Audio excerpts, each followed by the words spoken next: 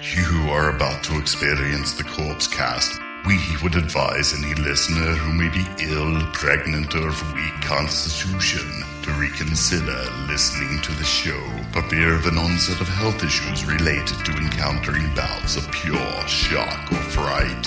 For those who wish to continue, just remember to avoid fainting. Keep repeating, it's only a podcast. Only a podcast.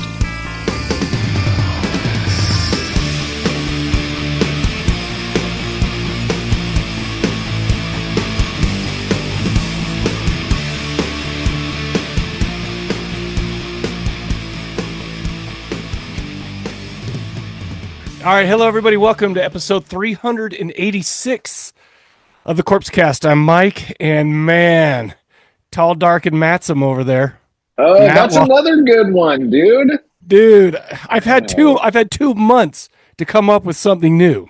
Has it been 2 months? I think the last one that we put out it has been December 5th. We did a Christmas one. We were going to do it. No, we were going to do more. We're going to do another Christmas one. I think. Were we? Yeah, we were. Because I picked bad Christmas movies. Yeah, no, vibeless. No Christmas vibes. That's right. No Christmas. I'm like, how did he literally choose the two Christmas movies that had no Christmas vibes in them? And yet, Matt, nothing surprises me about you. Actually, a lot surprised me about you. Why don't you explain to the folks who have missed you so very much? Yeah. What's been going on, man? Well, I got a haircut. Yeah, I got a beard cut. Yeah.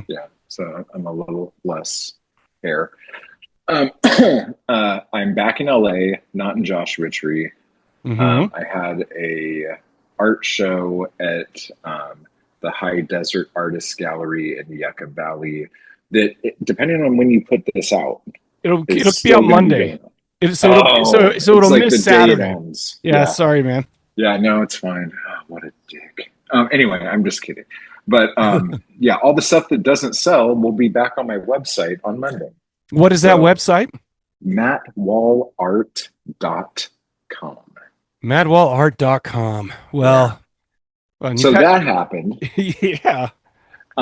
Also, I started a mentorship program with this artist, Ty Nathan Clark, that I've been trying to get into for like the last 3 years. Nice. And couldn't get into it. Then I finally got accepted. And we meet every week, Saturday morning for West Coast peeps. But because there's people in it from all over the world, we have to do it at 6 a.m. West Coast time on a Saturday. So I got to get up super early. So the first day that we do this, it started like January 3rd or something like that. The first day we do this, I have to jump on the Zoom call. I'm late. I'm like 10 minutes late already. I'm getting like messages like, where are you? We're going to start without you, blah, blah, blah. Mm-hmm. First day, I don't want to be like a total dick and like hold everybody up. So I jump on Zoom and get in there, and Ty goes, "Oh, hey, it's Meat Mountain Matt." Oh, nice. I didn't fucking change the goddamn name. And so then I had to try to give some story and how I blamed you for all of that. I will take it. Yeah. I don't mind that at all. That's not the first time you said that. So, yeah. No, but it was just funny. And the whole time I'm like, oh, Mike, I'm going to get him next time I get on there. And so it's been a minute. I feel gotten. Yeah. You got, son. Oh, good Lord. Well, I know that life has been a whirlwind, and we're coming up on Valentine's Day, which is it kind of sucks. It's it's my most favorite time of year. Absolutely, honey. But it's like her birthday's 2 days after it, so it's a very stressful time. But I don't know. So everyone, I just want to make sure that everybody knows to go to mattwallart.com. Oh, thank you. And Matt Wall also has a YouTube channel. Okay. And how do you get to that? Just search Matt Wall, or I hate Matt Wall, or what is it? Either of those would probably work, but the @ is @Matt Wall. @Matt Wall. Yeah. Okay, I'll tell you what. That was a good. Well, I'm patting myself on the back right now because As you that was should. it. That was it. That was a good segue into. I'm going to talk about the Corpse Collective's YouTube channel, which is at youtube.corpsecollective.com. Okay, the Corpse Collective. It's a bunch of shows that me and my wife do a trivia show. Me and Meat Mountain Matt do the Corpse Cast, and I do some some other kind of YouTube videos. We're almost at 1K, and this is a big deal for me, man. And it's just like so. I think we're like 29 away, and I just want to let everybody know: go subscribe, tell your friends to subscribe, because I've got a ton of stuff that I'm going to give away once I hit 1,000. Oh yeah. I got a couple of. I'll be putting like a YouTube short out. I'll be like, look at how great this stuff is, you guys. And you guys will all. I think you'll get demonetized right away if you try to put your virginity up as a gift for people. Yeah, well, then maybe I'll have to put it on Rumble. I'll make everybody go to Rumble, and so that they have to go find it there. Because I feel like over at Rumble, it's a little bit more of the Wild West. In fact, it's funny because I just did a video about Savage Streets. Linda Blair, Linnea Quigley, all that stuff. And I put it up on YouTube, and it's like immediately blocked in all countries, right? Yeah. Because I put, little video clip stuff like that. Well, so what I did is I took out all the clips, and over them I just put still images. And YouTube's like, okay, cool. So I'm like, well, let me see something. So I went and put it up on Rumble. They didn't get shit at all. Yeah. They're just like, bro, you're welcome with us. They're like the it's like in high school. They're like the dirty kids who are smoking. They're like, just come hang out with us. Not that smoking's bad or anything like. Well, I'm not saying it. Man, I used a bad thing with. Now Matt's all mad at me, man. But you know what I mean. Now I think you think I'm bad and someone who wants to rumble. So is that what you got from this for real? Because no, I'm just fucking. I was just like, okay, cool. Because I mean, bro. I like that. I like that quite a bit, actually. It's like people are looking into the my words and coming up with their own interpretations. By the way, that'll come up a little later in the show. Oh, we have some talks about words coming. Oh, you guys like word talk? This is the place. I feel like that's why they come here. I feel like that's why or actually, it's to look at your face. Well, I was gonna say it's either the mugs or the words. Well, I'm still getting used to. I just got new glasses, so I'm still getting used to seeing myself with glasses on. It's very strange. Oh, I couldn't even see you have glasses on because I'm on my phone, and so you're like the size of. Oh right. Well, what are those called? A thumbnail. Yeah. I'm the size of a thumbnail, which is fine. But so I'm still trying to figure it out. Oh, there's my cat. Can you see him in the back? He just walked right in. Oh, now he's leaving. Anyway, okay, whatever. He's a dumb bitch. Okay. So today's episode, we're going to be talking about a couple of Eastern European folk horror movies. Okay. And I'm kind of excited about this. It's like, I know that the folk horror has been kind of a popular theme recently ever since, I think the first I ever, yes, that's what I'm saying. They started coming out, the Vavitch, and you got all stuff. And then Shudder put on, I can't remember the name of it's actually on this box set. All the Haunts Be Ours. It's, do you have an Eastern European 70s box set? No. This is just a folk horror box set, and both of these happen to be on here. In fact, I've got both of them, bro. Volumes 1 and 2. And so for those who are listening on audio, sorry. Also, you for really those like folk horror, huh? Well, I mean, these are like my favorite Severin box sets I have, and so it's like I have a few of them, but these ones are good. But they put out what was the documentary? Woodlands Dark and Days Bewitched. And I've just kind of been getting into it since then, but so it's cool. So we're going to be talking about two movies, and I'm excited to get into it because they're about as unique as anything that I think that I've ever done. Outside of some maybe like the Japanese cat ghost cat movies, and some other stuff. Dude, they're crazy. Like Ghost Dad with Bill Catsby. With Bill Cosby. One day we'll have to do Ghost Dad and we'll have to do Leonard Part 6. And then, oh my God. And then, you remember that one? Let's do it. Yeah. No, we ain't doing that. Oh, okay. We're not doing that. We're not doing that. So I'll say we're not doing that. Dude, okay, so do you even know the guy who says that? Do you know who talks like that? There's like a million people that talk like that. No, right? there's one person and his name's Foghorn Leghorn. I can't believe you talk about that without knowing it's Foghorn Leghorn. Of course it's Foghorn Leghorn. You didn't know who Foghorn Leghorn was. I do know who Foghorn well, you know who he Leghorn is. You forgot his name. You haven't seen him since the late 70s. That's not true. I saw him last week. We had coffee. I don't know if that's code for some weird thing. You are in California, and Yeah. they got all sorts of weird ways they talk about there. I'll say. Yeah. All right, man. So, do you have anything else before we get into it? No, dude. Yeah, I mean, it's been a long time. You know. It has. So it feels weird. Well, like I didn't think it was that long, but because you've been a busy boy. When you do the math, it's been a lot. Well, yeah. And it's fine. I'm not here to get on your case about how long really? It's been. Because that's what it seems like. Well, sir. I'm sorry. No, do you know how? By the way, people, do you know how nice I am to him? I'm like, bro, bro. You know what? No, he's like, bro. I'll say. That's I talk like that, and he talks like Foghorn Leghorn. So I'm like, man, I got to be nice to this fucker because he's like, if he gets too into that, it's like we'll lose him. We'll lose him off the other edge. We won't be able to pull him back from that kind of talking. But for a theme of this episode is Eastern European folklore. Okay, cool. And I'm not like an expert on these or anything like that, right?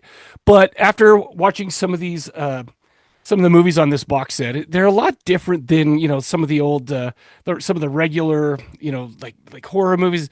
There's not like Gothic castles, maybe like Frankenstein or Dracula, but there's a lot of forests, a lot of unpopulated villages, local churches, stuff like that. We're going to be talking about two films where this is the case.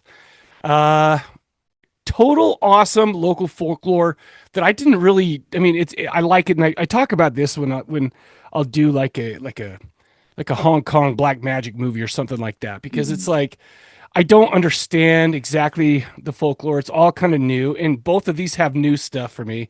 We're talking about Via VIY from 1967. And I watched it, and she says Via, but then I watched a remake of it, and they just call it V, so I don't know how to really do it. And Leptirica, it's like that guitar player from Whitesnake. Like V. No, I don't even know his name. How do I not know that out of all the people on the planet? You don't know his name? No. Steve Vai? Oh. I did. You know what's funny is I did not know that he was the I was thinking circa 1989 or something like that. So okay. Steve Vai must be new. No, because he did. He's not new, but as a member of Whitesnake, bro. I think that's where he got his thing. I don't know. I think him and Foghorn Leghorn are like hanging out and watching. Bro, by the way, you know what? I'm sorry. I have to Google this because if I don't know that, Google this. Is Steve Vai in Whitesnake? And oh my hell, you're right. I know, 1989, dude. Yeah. He replaced Adrian Vanderberg on Slip of the Tongue. Okay, so Slip of the Tongue was after Here We Go Again on Our Own, stuff like that. But shit, I had all those tapes. Yeah, dude. Man, my bad. Slip of the Tongue was pretty big. Mr. Matt, yeah, but it's like, I mean, let's be real. I was in for the real woman getters like Slaughter. And like, dude. Yeah, those guys were a little over the hill. Like, you know what's funny is like, I had this conversation with somebody at work. I'm like, if I had to go to a desert island, I could only choose one genre of music to listen to for the rest of my life, it would be hair metal, bro. And it's like everyone like, I thought you were into heavy metal. I am, it's all that stuff. But bro, hair metal is the good times. I remember 1993. I got way off. Sorry. 1993, my junior year's over. Okay. Mm-hmm. Over the summer, something happened. Everybody got bummed out and cut their mullets off and started listening to stupid shit like Nirvana. But it's like, listen, I like that stuff as much. But man, right now, I look back at now that I'm getting up in years, and I'm like, I don't need nothing but a good time. Oh my gosh. Okay, so we got to answer this question. If you're capping it at 93, does it start in 80? Does it start in 79, or does it start in 85? What does what start? Your hair metal, like the box set you take on this desert island. Oh, like good. How far back are you going? I see what you're saying. Because are you doing like Shout at the Devil, Motley Crue, or are you doing Theater of Pain and on? Okay, so here's what I'll say. I will take Shout of the Devil. I'll say. I will take Shout of the Devil, but I'm going to blow your mind right now. I'm going to listen to mostly Girls, and Dr. Feelgood. Okay. But you're not going to listen to Too Fast for Love? No, I mean, I will. I might. Because, we're going back to 81 now. Well, Leather Records. But no, but let's be okay. So let's chill out on these rules real quick. Okay. I'm going to go ahead and assume if you've ever been a hair metal band, okay, then this is slippery slope. Then you can go back. Like for instance, so you could take Black Sabbath. No, they've never been a hair metal band. Oh, like Ozzy did his thing. Ozzy with oh my gosh. Dude, he had a perm and it was big and that's Ozzy though, bro. No, come on, dude. He dressed like my friend's mom. But let's be real, but Black Sabbath, they Ozzy was gone long before they even got close to that. I mean, we had the little midget guy, Ronnie Gibson. That's what I'm saying. The Dio Sabbath, see, that's different, but I still wouldn't put that in there. I don't know. Okay. Don't put that on me, man. Well, you're the box set. I make up the rules. So now that you're making this thing, I'm like, what's on this box set? Dude, do you know what would be the best? If Time Life Records had one of these from 1981 to 1992. I think it was 92. Because that's when Warrant started coming out with albums like Dog Eat Dog that were just dog shit. Yeah, well. So was there any good things that came out in 93? Because I think that for me, the last good hair metal album was Slave to the Grind. Bro, Slave to the Grind is a masterpiece. It's so good. It's so good. Start to finish, man. And it's like, you know what's funny is I literally have listened to that this week in its entirety, and I'm not even lying to you. That's so rad. This is not a joke, but no, but for real, okay. But what's after that? Because you're right. Do you do And is that even hair metal? Because it got a little. Oh yeah, when it was Diamond, Daryl. Yes. Yeah. But according to my rule, you could go forward, right? You could go forward, yeah. So okay, so you have a bunch of cool Pantera to listen to too. So basically, it's like if you put out an album sometime in between 1981 and 1993, I get all your shit. So that's so good. So okay, I'm okay with that. That's a real slippery rule, but I'll allow it. Yeah. Oh, where was I? Oh my god. Okay. We were talking about V. So we're talking about Via or V from 1967 and Leptirica from 1973. They both exist in rural European villages. The locals there believe in Christianity and a bunch of local folk superstitions. But I'll tell you, weird Orthodox Eastern European Christianity. Yeah, it's it's only weird to us. It's just weird to us. I'm sorry. So it's no.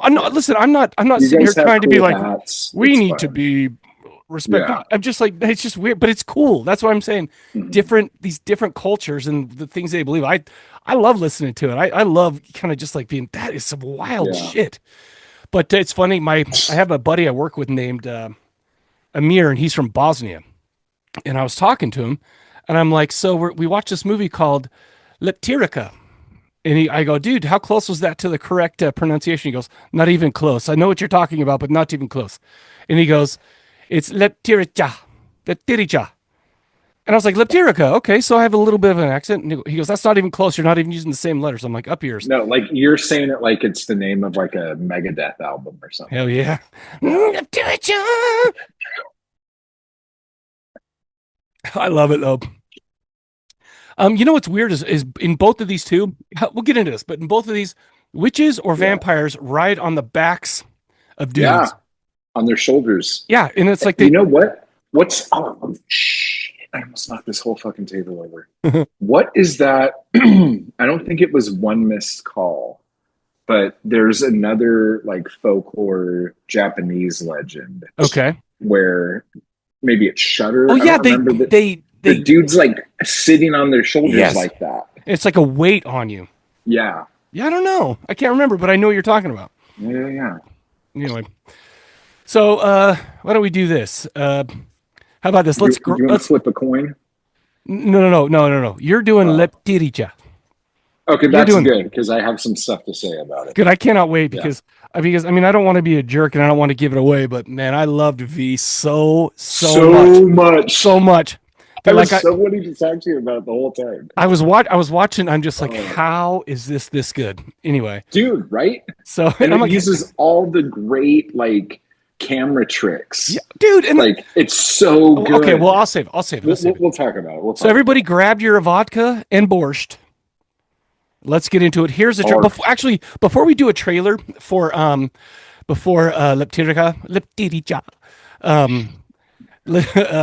let me just say that you're not going to understand these trailers. So if you're listening, it's going to be whatever, but we're going to show it on the YouTube. If you go to youtube.corpsecollective.com. And also, I did learn that Russia, part of Russia, is still on the European continent. So I forgot about that since we were kids. Also, I don't know if you guys know this, but Russia is, I think, at war with Ukraine. Yeah, but now they're kind of the same thing back then, right? Because But so a lot has changed since this happened. The Soviet Union, was a union of Soviets. What an apt name, then. Thank you, Matthew, for that. You're welcome. All right, here's the trailer for Leptirica.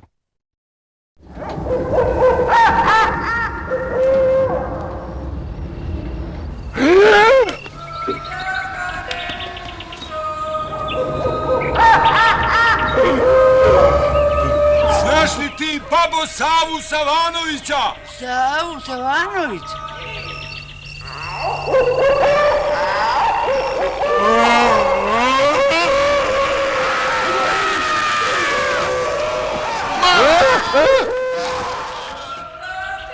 U ime Otca i Sina Svetog Duha. Deca.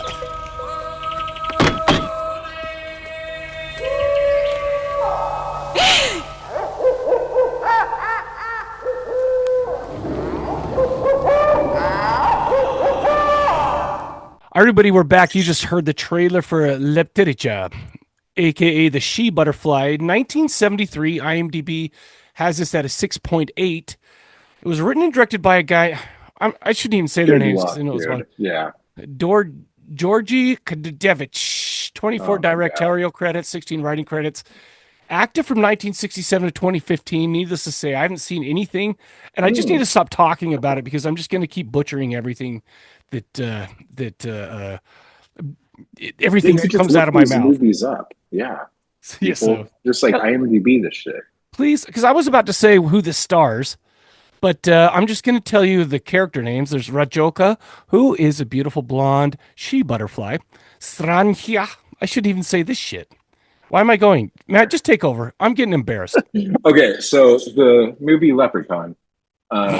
This is what do you call it? Leprechaun? In this, Lechon. I already forgot the name of it. What is it? Leptirica. Okay, so here's the thing, and for those of you who are actively Googling and trying to find this movie to watch online,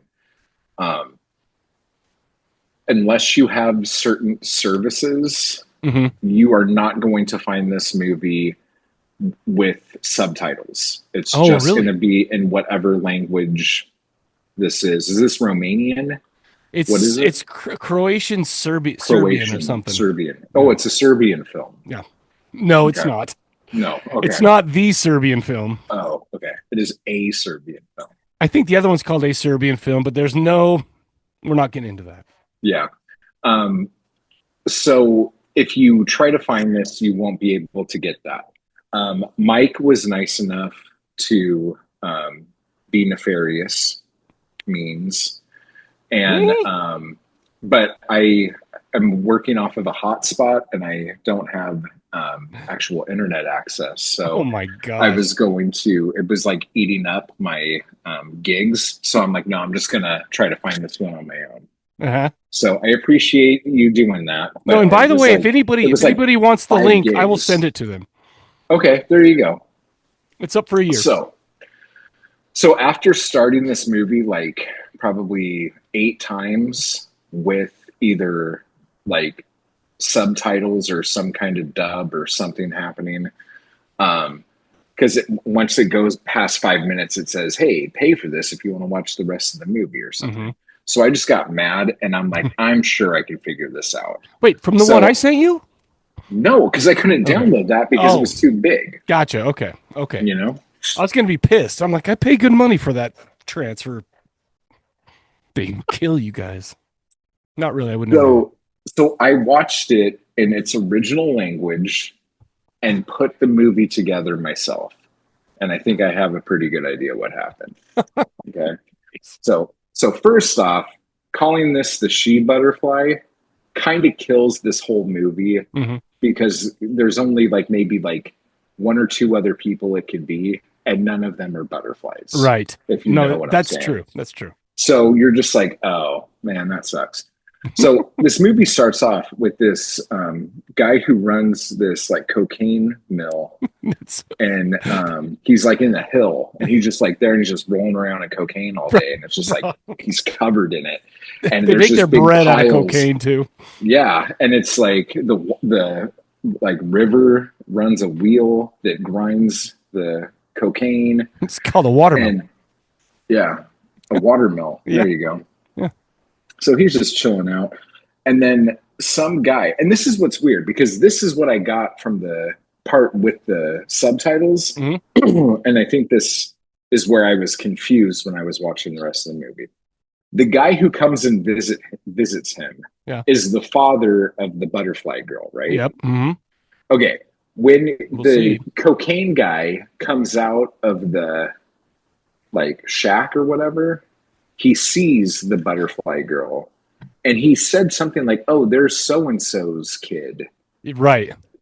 Who the fuck was he talking about? Is that this whole twist we're talking about? Well, so you're saying that the guy, the guy who works in the cocaine guy. Okay, the guy who works in the wheat mill to make flour for bread for these people, which is a lifeblood for their whole village. Yeah. Or apparently they live off cocaine, which, by the way, looking at all the people who the leaders of the town drunk all the time on the front yard, that would not surprise me. But to know he's like, oh, your daughter looks like a butterfly. But he said your daughter. He didn't say there's Malkovich's daughter. No, I thought he said your daughter. She looks like. I mean, yeah. I thought he said someone's name, and so that totally confused me. If I didn't read those subtitles, you'd be like, okay, yeah. I think I would have had a totally different, because the whole time I'm like, okay, this movie's weird. Someone's not who they're supposed to be, but maybe that's what you're supposed to think. I don't know. So anyway, so then some dirty hand person comes and starts running his hands through this dude's cocaine as he's sleeping, all turned on, and dirty hand, dude. It was so gross. His hands were so gross. And then he tries to eat this dude, and then he kills him with some very clean teeth. The only clean thing on this whole film was the teeth of this monster. Everything else looked like it had been dragged through mud and shit. Mm-hmm. Okay. So everyone's like, oh no, this dude's dead, and it's probably something scary, but we don't know.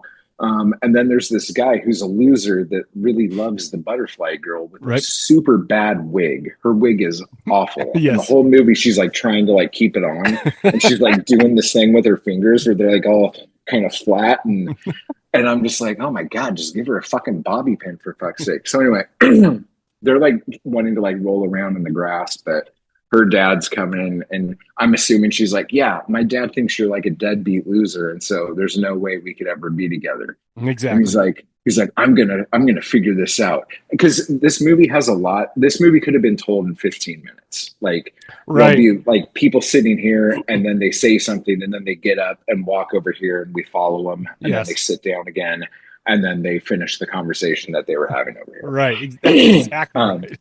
And there's a bunch of people laughing and drunk. And popping off and all this other stuff. So long story short, to prove to this girl's dad that he's a man, he decides he's going to be the cartel of the village and run the coke mill, right? AKA the miller. Yes. Okay. The coke miller. Yes. The coke miller. So sure as shit, he goes in the cocaine house.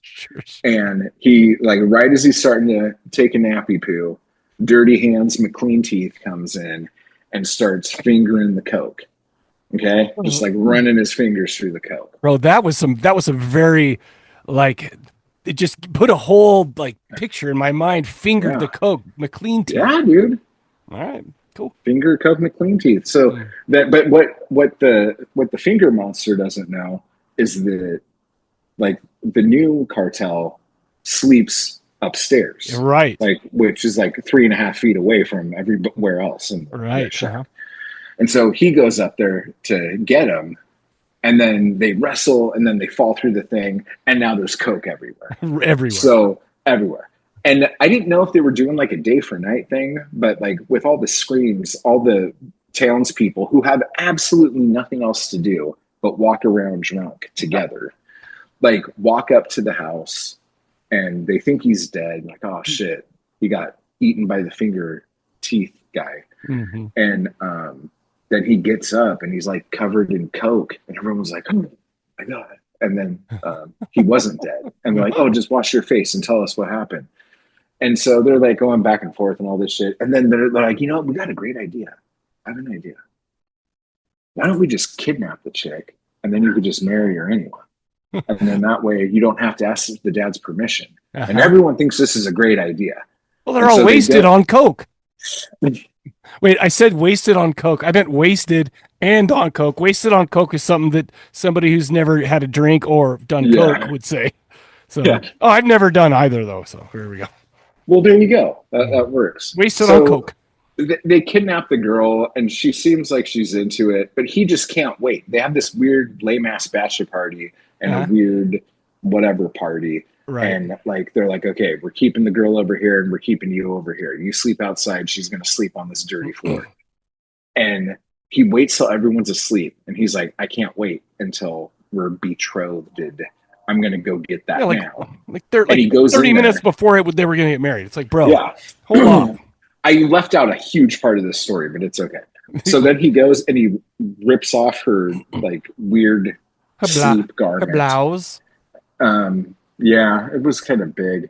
And there was like a big hole in her chest, because for the part I forgot to tell you guys is that once they decided, because they went and talked to this old lady that you have to scream at for whatever reason. And I think she told them, oh yeah, the comic relief on this was great. Like the line going down to the fence, and they're all holding the fence, and then they turn and they run back up. It was ridiculous. But yeah, she's like, I'm assuming she's like, it's probably some kind of vampire thing. You should go dig up that body and put a stick in it. Right. And so they're like, oh, thank you, Grandma, whatever. Grandma Death, holy shit. Yeah. And so they went and did that, and it was a lot of fun. But a butterfly came out. It was a lot of fun when they did that. Right. And so they're like, oh, the butterfly's got the vampires, whatever in it. We got to catch it. And the part I didn't understand, once he like rips his girl's clothes off and he finds out that she's the Fingers McCoke head. Or she's a Fingers McCoke head. Yeah, so that's the thing. So the first one was the one that actually was killed, right? Sava Savanović. There you go. Who is a like a real person in Bosnian folklore, or sorry, Serbian folklore. But anyways, they blamed him. That's who the old lady said it was. Yeah, and that was her real dad, and the guy who collects trash and hangs it on trees is not really her dad. We don't know. Okay, yeah. So that's where I was just like. So after this, I have a whole list of like, we have a whole list. I have a whole list of like, what in the shit happened? Yeah. Let's ask these questions, but we might do a little spoilery, but no. I completely spoiled this whole thing. Yeah. And so. if you really think that they were just baking bread, this movie's going to be a little slow for you. So I see. So you were trying to spice it up. Oh yeah. To get people. I Homer Simpsoned it. Like, if I get bored by a movie, I just make up my own story. So there's one funny thing that made me laugh so hard during the so basically the grumpy old man, his name was Zivan, right? And he was a grumpy old man, the quote unquote the dad, right? He's kind of the rich guy. He's kind of like he's the dad, and the would be suitor came up and said, "Hey, I want to marry your daughter," and he said, "Get out of here, you poor fool," whatever, right? Yeah. He's just a Look grumpy at old. me. I'm rich. Yeah, You got nothing. I'm rich. I Have you a seen my dirty barn? hat. I have a pottery thing on that tree. Exactly. I got money. You got shit. Well, you know what he did have is he had a black stallion, which is funny. This is one of my favorite parts of the movie because, like, well, I mean, not my very favorite part, but one of my favorite parts. And there it goes. There, you can hear me though, I'm sure. You know, I can totally hear you. Basically, so they're like, so guys are like, hey, the old lady said, what you need to do is get a black stallion, and the black stallion will help you find the Sava, the apparent original. The Sauvignon Blanc. That was French, by the way. Oh, sorry. But and then you go and put something in it, you put that stake through his thing, right? So the guy's like, okay, we need to borrow this guy's horse, right? And we can't really tell him, hey, by the way, can we borrow your horse? 'Cause we're trying to find a grave. Dude's like, hey, can we borrow your horse? I'm trying to inseminate my mare, the girl horse, whatever they're called or whatever, right? Can I borrow your horse so I can borrow your horse? Yeah, and it's like, bro, and the dude was just like, yeah, sure, go ahead. And I'm like, that was very fast. I don't know what I have to think about that. Maybe make some, maybe a deal. Oh, so that's what they were doing with the horse. The horse would be the thing to find the grave. Yes. So they just followed the horse. Okay. They followed the horse to, and they found what was supposed to be Sava's. The old lady said was Sava's grave, and they just stuck it there. But so, okay, so already you guys know, we know what's going on. We know that Radochka, who's the girl, the she butterfly, ends up being a vampire, and she ends up riding this dude. In fact, she jumps, like when she wakes up with the hole in her gut, and she jumps on her would-be husband and rides him like a horse back to Sava's grave and tells him to pull it out, right? And then she disappears, but then another one of her comes out of the grave. Yeah. And it's like, okay, so first of all, you got to look at this and you got to be like, there is probably some really awesome, cool, like folklore behind this. And I'd like to assume that, because if it's just stupid inconsistencies, that would be rough, right? Yeah. So I'm assuming there's something like that. But here's some questions, okay? Yeah. When did Radochka become a vampire? Okay. When did she become a vampire? Okay. Are we to believe that she wasn't the one attacking the people in the Coke mill? I think we're not supposed to believe that. I do have by the way, I do have some, here's what I think about this thing in a minute. Okay. So what happened to the first vampire? Do we know who the vampire was exactly, or was it actually Sava? Do we know? I don't know. It's very ambiguous. Probably Sava, yeah. How was she able to be in the coffin and outside of the coffin at the same time? Was that still her? What was the deal? Well, that's what I'm saying. Like, was she just, because when she was on him, she looked like she was all hairy and dirty. She like, did she have like maybe it's a whole like she had like, remember like in the Guinness Book of World Records when we were in elementary school, you'd flip through those, you see like the wolf kids where they had like, that's what she looked like, except for long blonde hair. But she did have what was it, dirty fingers and the clean teeth. Mm-hmm. She did have that too, but maybe that's just what that kind of being has. That kind of hygiene, yeah, exactly. So what was the deal? There's one part when after she goes and gets married, and he chases him with the scythe for a while, like this old man chasing a bunch of other old men far away from so far away from the guy's house so they can get married later on. He gives up. Zivan gives up, which is the dad. The butterfly comes that they lost while pulling out the or putting in the stake into the grave. Yeah. He gets it and looks at it like, and he laughs like, "What was that?" He caught it, right? Or yeah, he caught it. Did someone throw him a baseball? I couldn't tell. No, he caught the butterfly. Okay. So it's like here's my guess. Okay. And I don't know. In a deleted cutscene, he went into her room the night that guy went in there and made the butterfly bite her. Maybe. Okay. I have no idea. Here's what I think, though. I think that there was no Sava, but I think that Zivan, the dad, was the first vampire, right? Because even in the movie, and you had to be able to read this. There was some like, after a while, the governing body was like, we don't even know if he's her real dad, stuff like that, right? Yeah. What I think that was supposed to make us think was that he was not the girl's father, but like a sire, like he created her somehow, right? Yeah. So he may have been that first, or I don't know, but yeah, I mean, I don't know. And I think the reason why the first cokehead got killed was because he knew the secret. Well, he said it out loud. He said, "Oh, she's a vampire," and he's like, "Well, shit," or sorry, not the vampire, the butterfly. You know, he said, "Well, shit, okay, well," because he didn't look happy when he said that. He's like, "Well, I guess I got to kill this coke fiend." You know, but so I don't know. That's what I think is going on. I think that the girl was a baby vampire, right? Not quite understanding where she fits in the vampire world. She just acted like a little kid, like the hills are alive with the sound of music. She was running around like the meadows and the hills, just flailing her arms. Like way Little House on the Prairie. Exactly. It's like, so, but it wasn't until she was looked upon with lust that she turned into a vampire. Like a real, maybe, I don't know. Like I said, I don't know. It's, I don't know, man.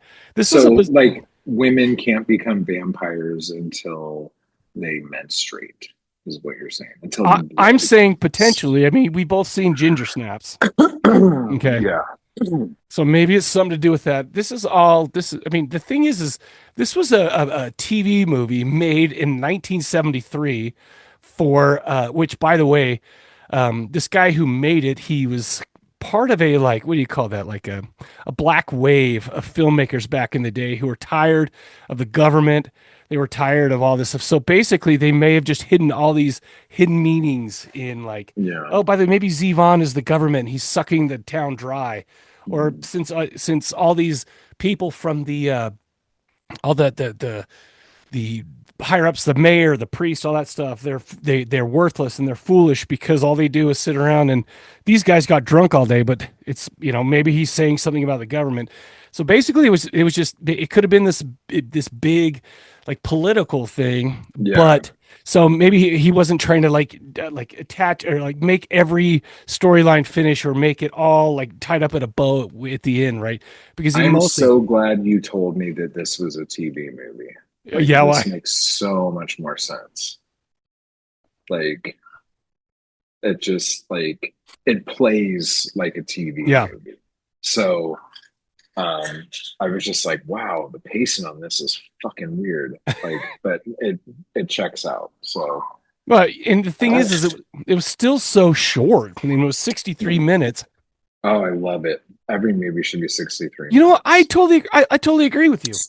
It's like it's like, just tell me a story. Don't make it suck with extra stuff. Yeah. You know, because it's not going to be good. No, and it's like, so I'm totally good. But honestly, I think that the folklore was a little not off-putting, but a little confusing. Like, why do they ride? I never found out why they ride the you know, the backs of the dudes or whatever, right?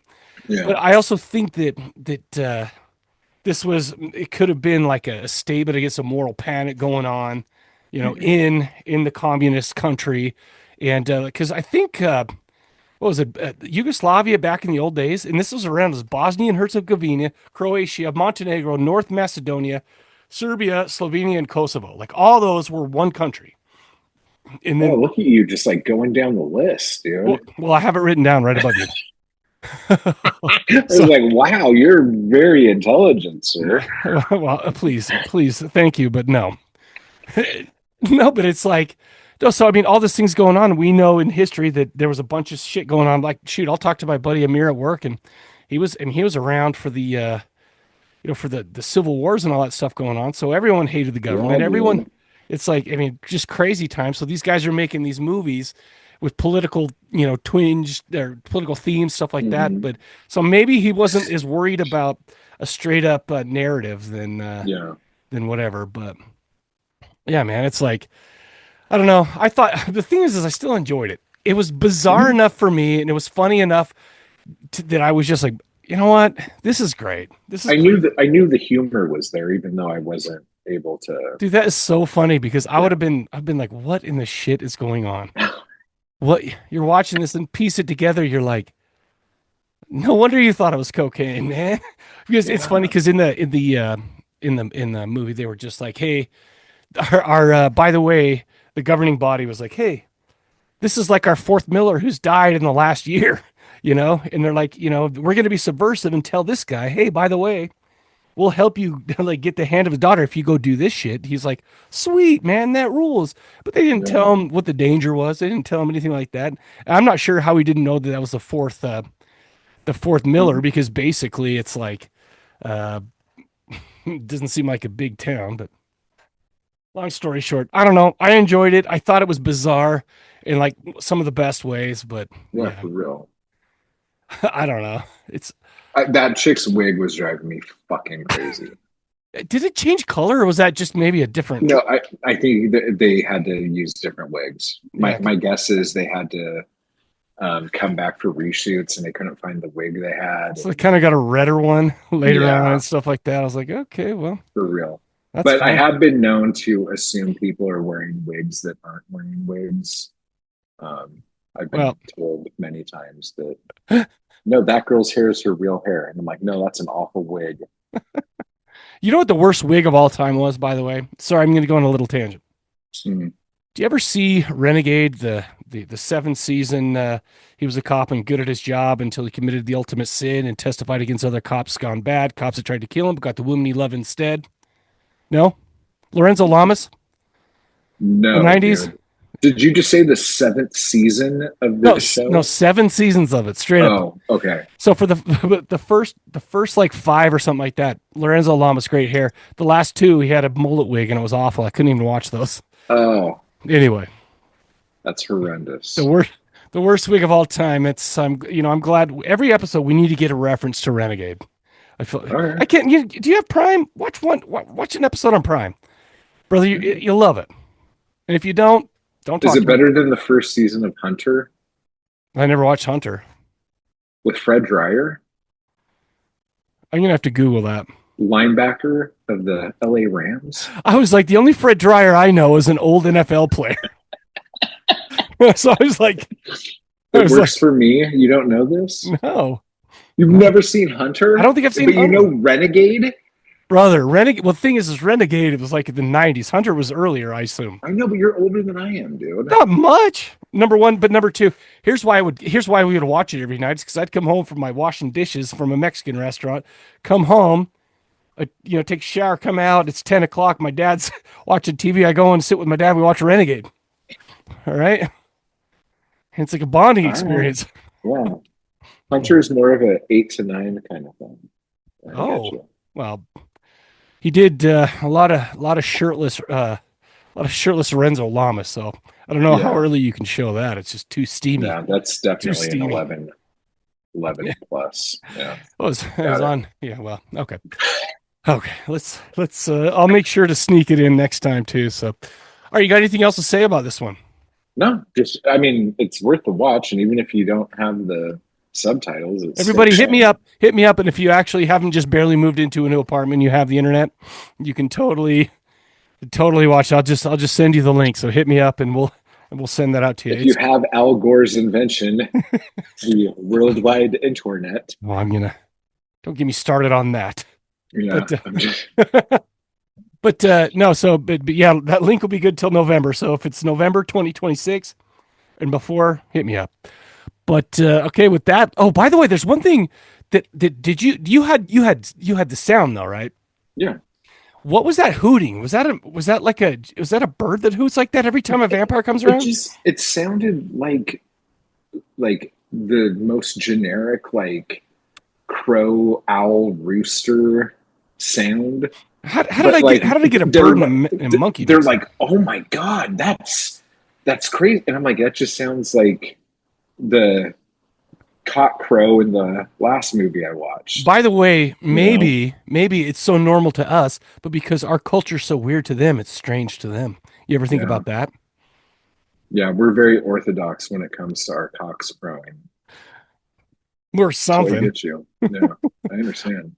All right, so let's take a quick break, and we're gonna play a trailer, you guys, for V or Via. Fantastic folk legend as told by Nikolai Gogol in his classic tale called V. A fascinating film written and directed by Alexander Tushko. Starring Natalia Varley and Leonid Kravlev. She's a witch! An evil witch from hell!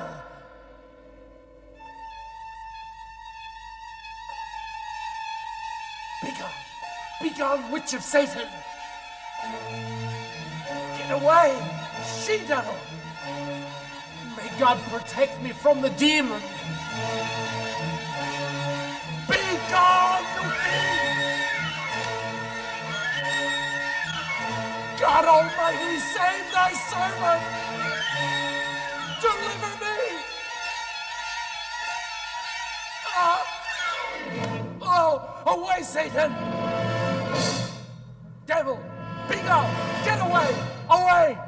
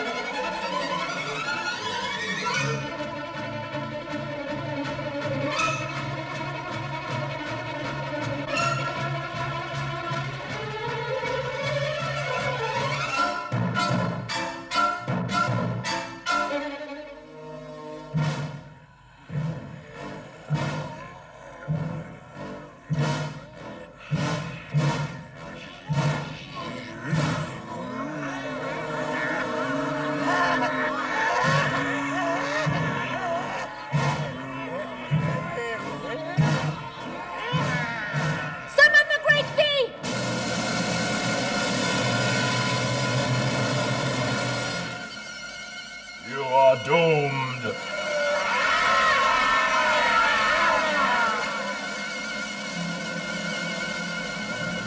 A fantastic film that you won't want to miss. V.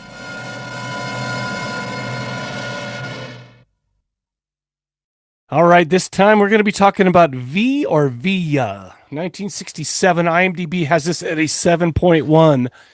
Written and directed by 3 dudes. It took 3 dudes to write one movie. Okay. Well, it took 5 guys to make a burger. Wow, that's. I've never had such conventional wisdom hit me. Like then it's like, you know what? Shit, I'm going to use that now. Oh, anyway, sorry, that threw me off a bit. I'm like, what? Sorry. I thought about there is a 5 guys. These guys were named Konstantin Yurshov. These are a little bit easier to pronounce for some reason. Georgy Kropatchkyov and Alexander Plushko. I would talk about them, but bro, I have no idea anything they've done, and not because they suck, because I just haven't seen many Russian horror movies outside of like his Night Watch. brother is the guy who played Balky Bartakamus. Shut up. Perfect Strangers. Did you mean the guy in the Langoliers, Bronson Pichot? Yeah. Hell yeah, brother. No, I'm just kidding. I made that up. Oh, I was like, dude, how we? I was like, we got a like, Cousin Larry reference. Cousin Larry reference in this show. They're doing good. Oh, yeah, cousin Fudge Ryer. Yeah. All right, so this starred. You're killing me, Larry. Yeah. What? Oh, Ellie, what? I can't remember what he used to say. Yeah, he said all sorts of shit.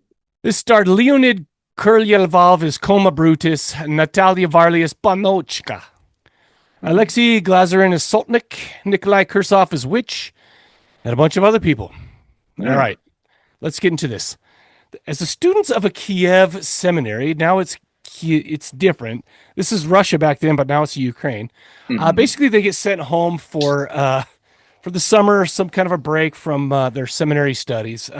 They're walking home. These guys are just super bad kids. What do you mean they're super bad kids? They just seem like bad kids. Because they have weird haircuts and mustaches. Yeah. Oh my gosh. That's exactly what it is. Come on. They just seem like wild and crazy in their. I thought it was like one of those like Devil's Weekend things that they do with like. Nah, bro, they're kids. They're just walking around. They're just like, shit, let's get out of here. Ran and they went and stole ducks. It seemed like they were just like stealing stuff out of that market and running. Bro, it just seemed very intense. But here's the thing. Let me ask you something. Back when you're like, I assume they were 18 or 19 years old or something like that, right? Yeah. Didn't you steal a duck or two, even though you turned out to be a good dude? I know, but I was not a good dude. That's the whole thing. That's what I'm saying. Well, maybe they're not. Well, okay. That's what I'm saying. But they're Makes in sense. seminary. Makes sense. Bro. So in a Kiev seminary, like you need to hide your ducks is kind of where I'm getting at. And then like if anyone's clothes falls off from above you and a thing, they're going to take it and they're going to hide it under the. So they got the sticky fingers, but let's put it this way. Bro, they're in Kiev and it's like, man, the biggest thing you can get there is a freaking bag of eggs and honey. Okay, so they got to get theirs while the getting's good. Yeah. But anyway, so these three dudes are taking off. They're walking home, but they get kind of lost, and they spot a farmhouse, and there's the oldest woman I've ever seen in my life. Yeah. Since Leptirica. Okay. She answers the door and she's like, "Hey man, I don't got any room for you guys, but you can come in, but you have to sleep at different spots because one night she's going to go ahead and say one of the students, the most handsome one, if I may say so, Coma Brutus, lies down in the barn. The old woman tries to seduce him, but he's like, "Nah, bro," which is weird because if they're so naughty, why wouldn't you bang that? And just the things you would learn. Oh, brother. Brother, I ain't trying to learn nothing. Your mind. That would blow your mind. I blame her for this whole thing. You're very adventurous, by the way, and I like that about you. Because somebody's got to be, because I ain't doing that shit. Anyway, so of course, in Eastern European tradition, she jumps on his back, but this time, instead of riding him to a corpse, she just takes him for a little spin, right? And we're talking at first, he was just running away, then they start flying, and then he's like, "Bro, stop it. Get off me," right? He gets down, beats the shit out of her with a log. She turns into a pretty girl. And he runs back all the way to his own, to back to the seminary, and he's just like, "Okay, cool." And a little bit later, somebody's like, "Hey, by the way, you need to go back. Somebody's daughter died, and you need to go pray for her." And there's a wealthy sotnik. I don't know that's a title, a sotnik. But I don't know exactly what that means. It's some kind of a thing. But he has a dying daughter, and she's requested you by name to go out and to pray over her. And he's like, "Okay, well, that's weird. I don't know anybody that would do that." So he shows up, and he figures out who she is once he takes a look at her, right? Yeah. He's like, "Bro, I don't want to do this." He goes, "Okay, well, you have two choices. I'll give you 1,000 coins of gold, or I'll kill you." So, so I'll beat you with 1,000 lashes or some shit. So he's like, "No, okay." So he's there. He's the toast of the town. He's doing this stuff, and it's funny because when they're riding there on the one of my favorite parts is like, first of all, the dudes in this movie all had the same haircut and mustache. Yeah. Okay, it was like kind of a what do you call it? They all look like a strong man from a carnival. Yeah, like kind of thing. when the barbells were spheres. Yeah. It's like so you got these spheres and they're doing this and you're like, is that real? Who knows? But they had these big old handlebar mustaches that went clear past their chins, and they had these like, what was it, like half a hair? Like it looks like Matt's hair right now, except for if that part was shaven. I just and if this was much bigger. Yeah. I'm not taking off my hat. I'm not because I'd have to show the other half of the hair, which is bald. Mm-hmm. And I ain't trying to do that on the internet. Anyway, so basically, they go over there. He's like, "Okay, whatever." Goes to the chapel where the girl's corpse is, and she's locked in for the night, right? He lights every candle in the chapel and begins to recite the prayers. And it's like, okay, cool. At first, she's just chilling out, man. She's just in that, in the beautiful thing. But let's talk about the church for a minute, by the way. Did you almost fall? Yes. I'm on a little tiny drum throne. And, yeah. So, okay. So this church. It doesn't matter. Okay. It's this tiny little church in this tiny little village, right? Except for the church is gorgeous. Like first of all, I mean, let me digress for a minute, because up to this point, we have beautiful like matte paintings.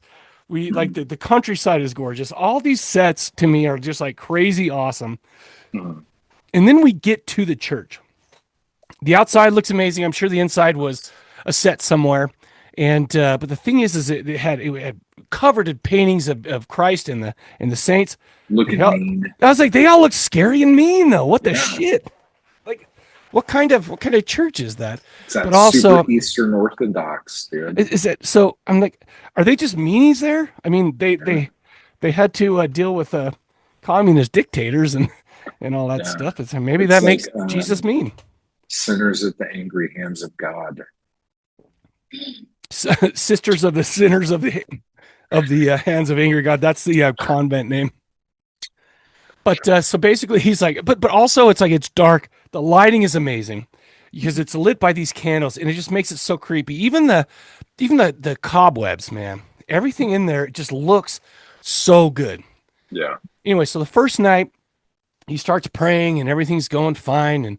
And he's like, man, I need to stay up. I'm going to sniff some tobacco. And when he sneezes, it wakes up the girl. Okay. And he's like, okay, well, shit. She climbs out of the coffin and Coma is like, oh, so he draws a sacred circle around, which I love, by the way. It acts as a barrier against the supernatural. And apparently from the peering eyes of the mean-ass saints. Anyway, so she's coming at him. They're doing a little, like Mary, I don't know what you call it, ring around the rosies or some shit. But the rooster crows, a cock crows, and she goes back to bed. Not a big deal. Okay. Yeah. First night's pretty cool. He goes out there, talks about, he doesn't tell anybody exactly what happens, but of course he's like, bro, for the next night, I need to get a little wasted. Okay. So the first thing he does, goes in there, draws a sacred circle in the beginning.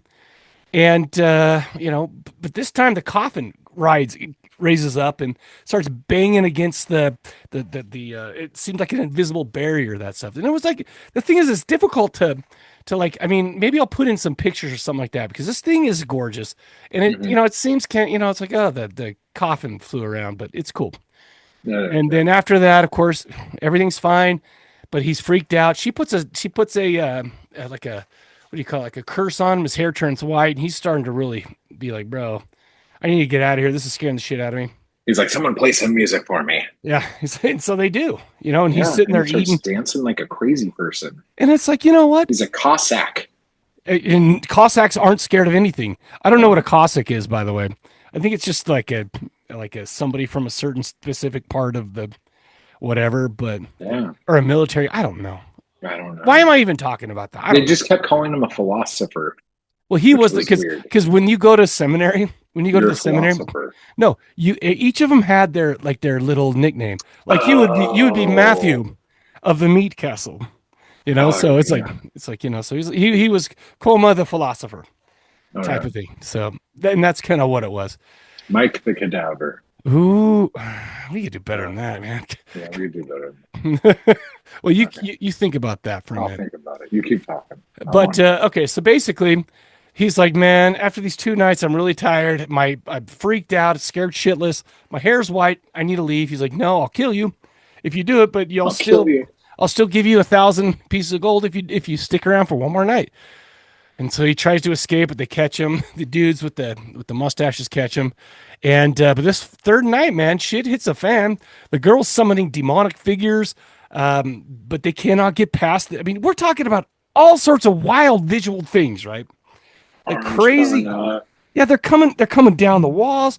And it's just like, it kind of reminds me a little bit of, not really, but kind of like, you remember, it's the Banshee from Darby O'Gill and the Little People. Just kind of weird psycho like monsters that they just looked really cool. And I'm like, how did they do this in 1967?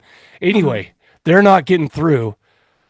But then the girl decides, you know what, we need to bring in the big guns. And she summons V, a large, like, what do you call it, humanoid creature with the biggest eyelids of all time. So they even have to come in. Big. They have to grab him, throw him over his neck, stuff like that. Mm-hmm. Well, the problem is V gets in there, scares the shit out of him. It's like, you're not supposed to make eye contact with this guy, but he does. The cock crows again. The demons all flee, but it might be too late for Coma. Okay. And we'll see. I don't know if that's it or what, but I don't know. The first thing I have to say is I think I did some research about, not research, I just read a little bit about the guy who wrote Monster. Oh. About the eyelid monster, and a little bit of the original story, the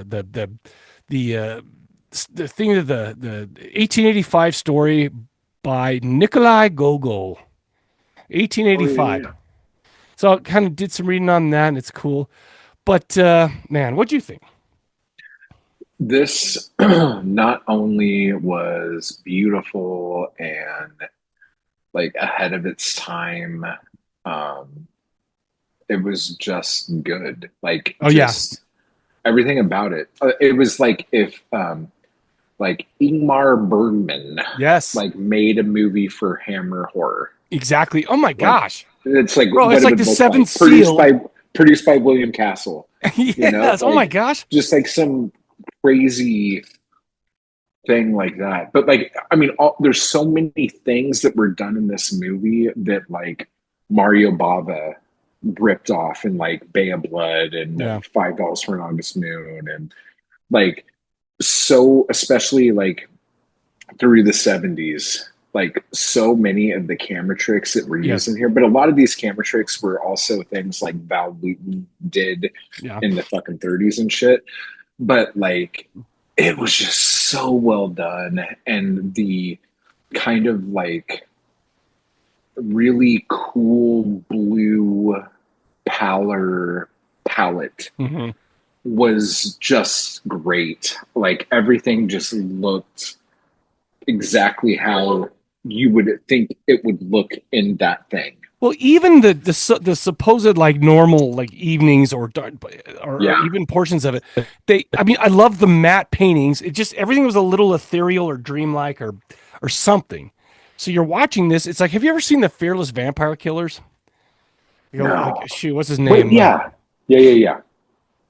And it's kind of like that, whereas like it kind of looks half real. Like you've got Roman Polanski, you know, I know, you know, so he directed and he starred in that. I think he directed it, but anyways, it looked almost kind of fakey, but beautiful and awesome. Yeah. You know? And so that's kind of how this was too. I mean, I'm not saying it looked like that, but I'm just saying like, but that whole like kind of Technicolor. Yes.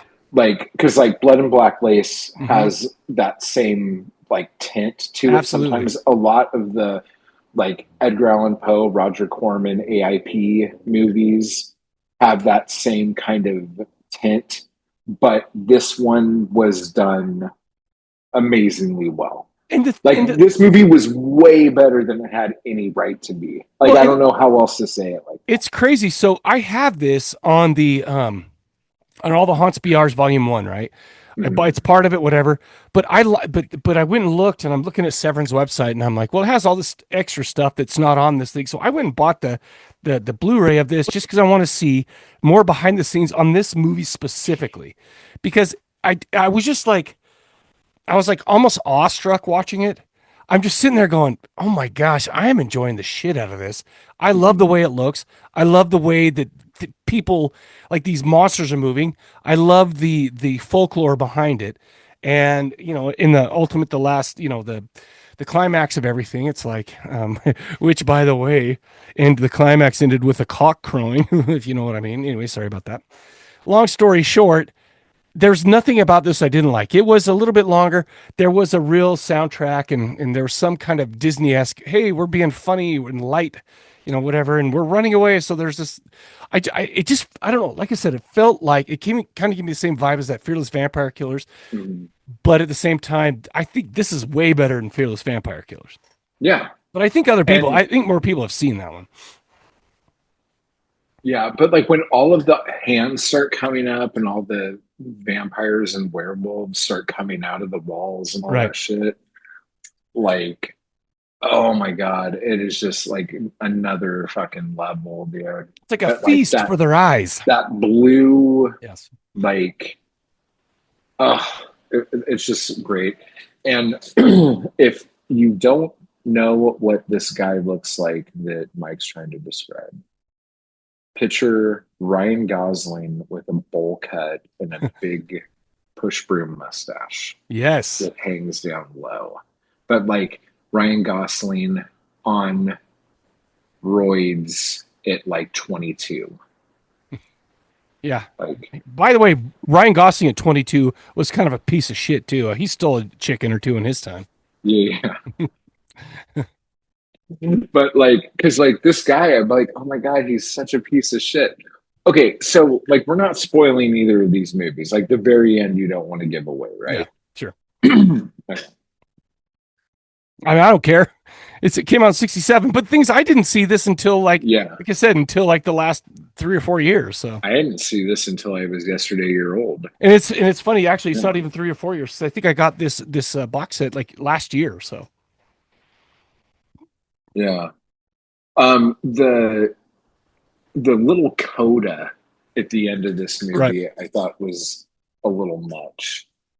But I also like was kind of bummed out at the end, and I was bummed out at the end of the other one too. Yeah.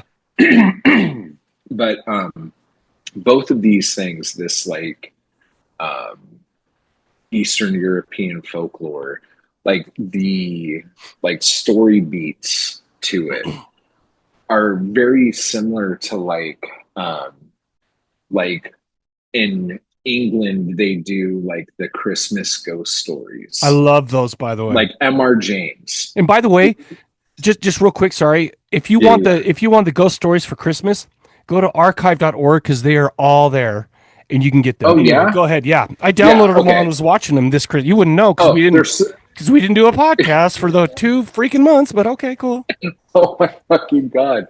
Yeah. No, but those are great, but they have the same vibe as these. Like, I mean, yes, these movies look like the opening credits to Perfect Strangers now that I think about it, and I'm doing the math in my head right now. Another Balki Bartakamus. Yeah. Reference. I love it. That's two in one episode. Hell yeah. But like, even though like the M.R. James based Christmas horror shit is like 1800s England or whatever, like the way the stories go, the lessons you're supposed to learn from them, all that shit is like the same kind of vibe. And you've got the melancholy at the end where in this movie you've got like, oh, by the way, if anybody didn't notice, let's wrap it up for you. You know, unlike in Leptirica, where it's like, what the fuck, we just ended it, and you can suck my balls if we think we're gonna tell you about it. So, but like that all stems from like the MPAA, and shit. Like you know this, so I won't go into it. But like, but yeah. So, but like, so I don't know if like every version of this movie has that little staple at the end. Right. You know what I'm saying? Like, but I don't know if this movie was like sent out like all over the world, you know? It's crazy to me that wide release. Listen, I've been a horror fan my whole life practically, right? And this is like, I mean, it is crazy to me that this is, I mean, I've never had a problem reading subtitles or watching movies in other languages, stuff like that. And yet this is the last year, like I said, I'm within a year or two of seeing this for the first time, and watching this it blew my mind. Now, you know what I found is there is a remake / reimagining from 2014. It's called Forbidden Empire / Via. Okay. It stars Charles Dance, the dad from Game of Thrones, and Jason Fleming. He was Jekyll and Hyde from League of Extraordinary Gentlemen. He's in so many British things, but that's the one thing I can kind of think of. It was 2014, but this story, they told this whole story in it, but it was more of kind of a background, kind of a, I don't know. There was a larger story about like corrupt clergy and small town politics, stuff like that. And I watched it, and it was like 2014. The CG was bad.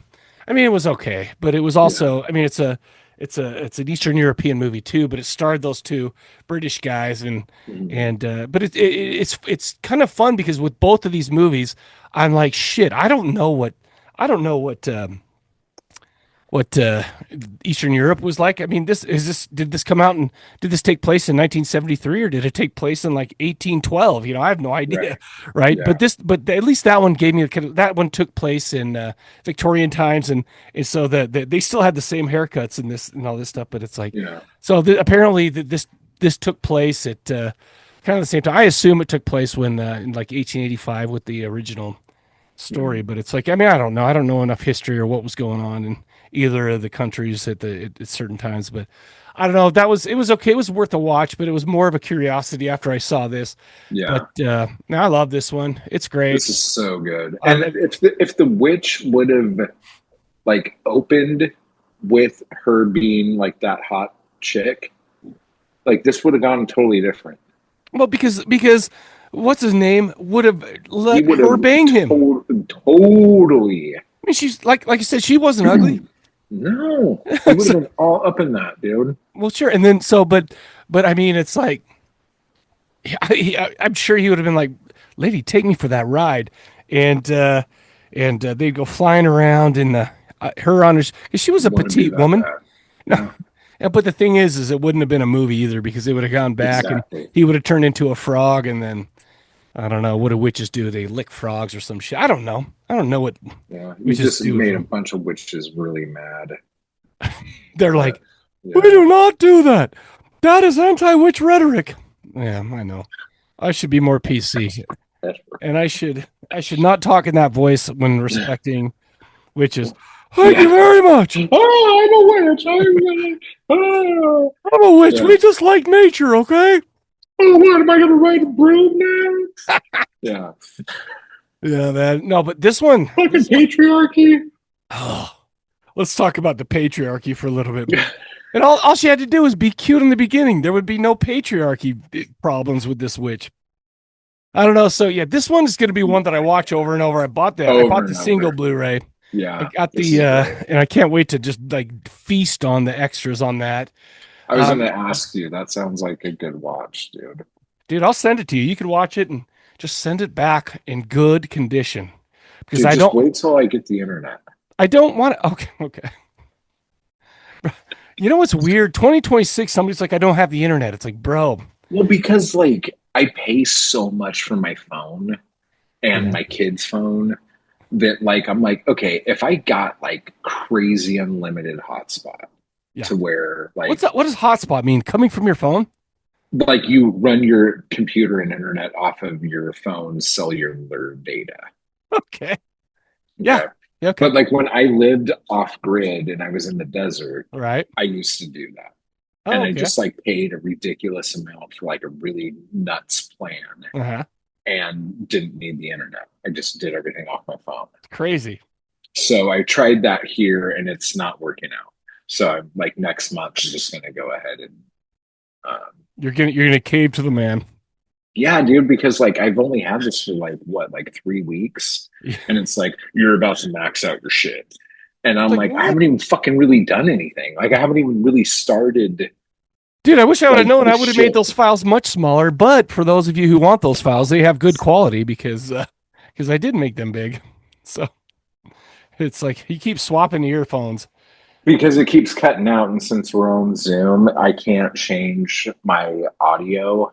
God, bro, in midstream. You know how it is. Like, no, I don't. But okay, you know it's 2026. I actually have Zoom real. Still doesn't know how to like. I have no problem with Zoom because I actually pay for the internet.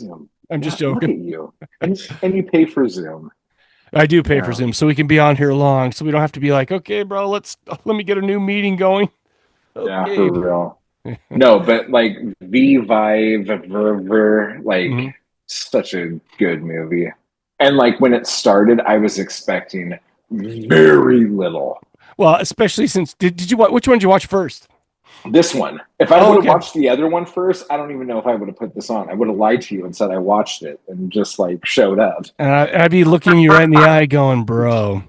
You'd be looking me right in the eye with your bifocals, your brand new focals. Dude, these are like right here is different than right here. So it's that's how old I am. No, that's how old I am too, dude. So, But these don't even work anymore. Everything's still fucking blurry. I have to get new glasses.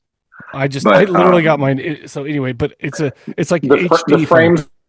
Motherfucker. He's got to stick his other ear in. Fine. Okay. There you go. Sorry.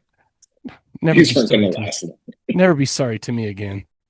Yeah, but no, those frames look great on you, dude. Oh, thank you. Especially with the hat. They look really. I got to wear hats. I'm bald as shit. You look like you could be a pitcher for the Dodgers or some shit. Oh yeah, fuck you. Okay. Yeah. I'd try that actually. That'd be great. I still got the arm. I should try it. Oh, I don't know if you watch this because you seem like this kind of crazy person.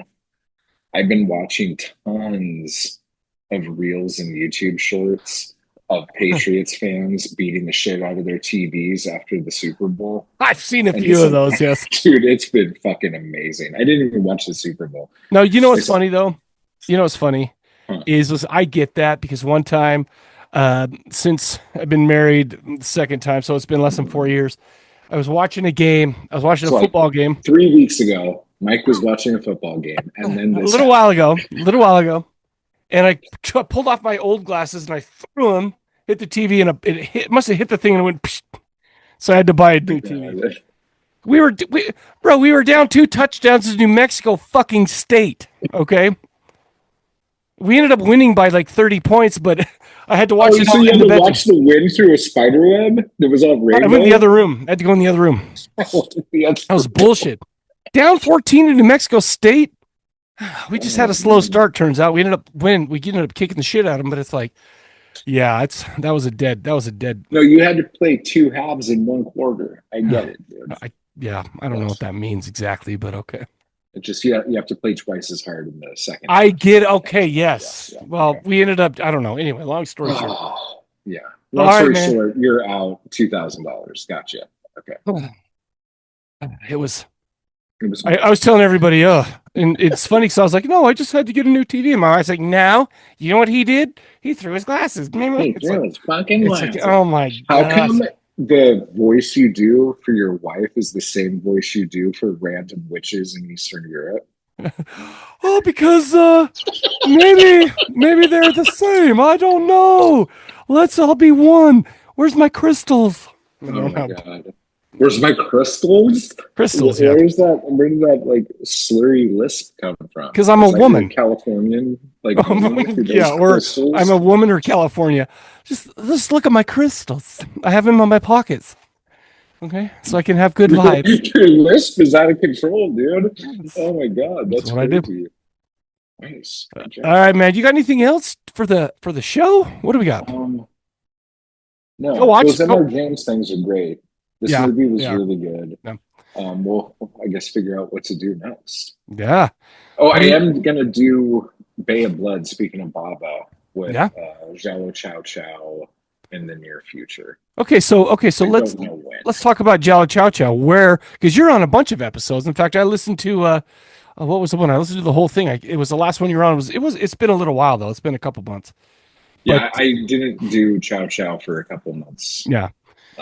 But Giallo Chow Chow, and I've been using the gialloscore.com a lot, and I feel like, according to your co-host's reaction to it, I might be the only person using it.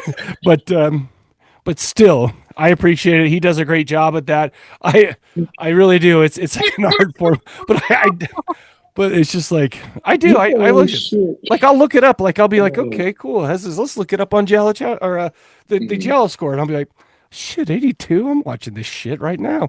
And dude's like, he sees another notch. He sees a notch to the visitor count. And he's like, fuck yeah. It's like, dude, I mean, so good. I don't mean to make fun of it. It's like super like nerdy in the paint, but it works. Dude, honestly, that is like that is a resource that I hope never goes away. I'm not even joking with you. No, dude, I've had to tell him on numerous occasions over the last decade. Yeah. Like, I don't care how bored you get doing it. You started this thing. Yes. Like, you have to do this until you're dead. His name's Chris, right? Name a successor. Yes, Chris. So it's like, no, so Chris over at Giallo Chow Chow, the Giallo Score, has given us all a resource that we can all use if you're into Giallo. And I'm not even lying to you. I love it. I use it and I joke around, but it's like, it's like kind of an amazing thing that he's done there. Yeah. Well, anyway. So cool. Do you like the new revamp? The revamp of the site? Yeah, I mean, it's okay. It's fine. It's don't say that. He's going to be all upset. Like, I mean, it's fucking amazing. But I go for the content. You go for the content, not for yes. the No. Not for the thing that slows your computer down. I mean, at least I mean, listen, I have real internet. It doesn't slow my computer down that much. Yeah, sorry, I'm calling you from the past. Yes. It's 1998. I've got 4 crystals, and my dial-up is fast. Hang on, I have another AOL disc that came in the mail. Let me put this in. Insert disc number 4. Oh, my Netscape's booting up, guys. Oh my gosh. Yes, right. No, it's like, no, I love it. But yeah, no, I've noticed it. Ever since he got off of Angel Fire, the site's been great. I'm popping a bunch of people who are like 49 to 57. Yeah, well, like, oh, this is hysterical. We all know, like, people who are any younger than that, like my kids or my wife would look at this and go, what the shit is Angel Fire? We used to rub stones together and the internet would come to us. Yeah, dude. We would just like twinkle our nose and GeoCities would pop up and we would be good to go. Netscape Navigator. It takes 18 years. Oh my God, dude. 18 years like downloading pictures of like Rancid and then trying to print them out. Dude, yeah. Dude, I'm like, oh my God, what am I doing with my life, dude? And at the end of the day, I have like 3 8x10 pictures of like that are all blurry and 40 minutes. 40 minutes later, you got one picture of the cover for Out Come the Wolves. It's like yeah, and that's it. That's all you got. That's all you did with your whole day. When it's like where it says Rancid, it's like red, and then when it gets to the bottom, it's like kind of greenish because it ran out. Yes. Oh my God, we're so old. That's hysterical. I don't even mind. I feel great. Yeah, no, it's fine, dude. You know, I ain't going back. I miss MySpace. I'm just gonna say it. You know, I never was on MySpace, which is strange. You know, but I cannot believe you were never on MySpace. Well, believe it. Oh my God, that's how I know Shane. That's how me and Shane I know got together, Shane Diablo from the previous he started the Corpse Cast with me. Shane Diablo. He started MySpace. Him and Tom. He could have actually. That guy's a little older than both of us, so it's like. I just saw a post that Tom said on Threads he was going to bring MySpace back. Oh, that would be great. Now I could first try it, but the only thing I heard is you can put like your best friends up there. So if you get pissed off, you can be like, friends, dude. I'll be like, honey, you pissed me off today. I'm dropping you. Yeah, who's your best friend? You're not in my top 8, and I'm going to get this plug-in so I can now have a top 16. Exactly, and I'll pay money for it. It was just a HTML code. She'll be like, honey, why is your football team's coach a best friend over me? Because he actually does something for me, woman. I would never dare say that. But now I could say my thing because I'm a glitter bitch. I don't know anyone who used MySpace knows what a glitter bitch is. Well, all you glitter bitches. Yeah. All you glitter bitches. So that's all we got for the show. I think that, check it out. We'll be back. We'll be back soon. Let's not wait 2 months. Let's not wait 2 months. Dude, you're rubbing it in, dude. I understand. I get it. I understand. I'm just okay. You've been a fucking prince. I just want to say, and I apologize for any inconvenience to anyone. No one cares except. And I wish you didn't say you've been a prince. I wish you said you've been Prince, and I'll be like, yeah, like fucking A, man. Nothing compares. Okay, sorry, that was a terrible joke. We got to leave it at that. Go visit corpsecollective.com, see everything else. Email us if you want to say something. Say something to us. What do you have to say? I'm going to tell you you're wrong, so just fucking send that email. Send it to mike@corpsecollective.com. Yeah. And then we'll bring it up, I'll read it, and then we will roast you terribly. Okay, we will probably be pretty rude about it, but do that. We will roast you.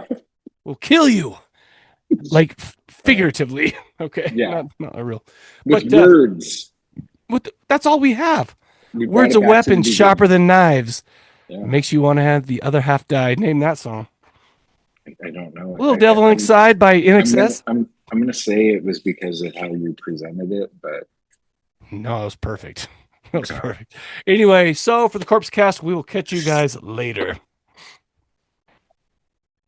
I like how he claps.